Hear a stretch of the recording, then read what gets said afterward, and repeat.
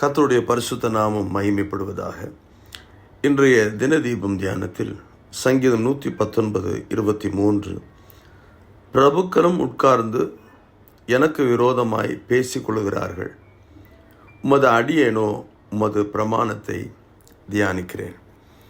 இதை கேட்கிற என் அன்பு தேவனுடைய பிள்ளைகளே, கர்த்தருடைய வசனத்தை தியானிப்பது, கர்த்தருடைய வசனத்தில் நாம் ஆராதிக்கிற தேவன் எப்படிப்பட்டவர் என்று அறிந்து அதை சிந்தையிலே வைப்பதும், அந்த தேவன் நமக்கு என்னெல்லாம் வாக்குரைத்திருக்கிறார் என்பதை அறிக்கை செய்யும் பொழுது, நமக்கு விரோதமாய் ஒரு கூட்டம், அது ஒரு பாளையமாக திரளாக எழும்பினாலும் வஞ்சகமாக எழும்பினாலும் அதை குறித்து சஞ்சலமோ வேதனையோ துயரமும் இல்லாமல், கர்த்தர் எனக்கு நீதி செய்வார், கர்த்தர் எனக்காக யாவையும் செய்து முடிப்பார், கர்த்தர் எனக்கு ஜெயம் தருவார் என்று அவரை குறித்து அறிக்கை செய்ய வசனம் நம்மை வழிநடத்தும்.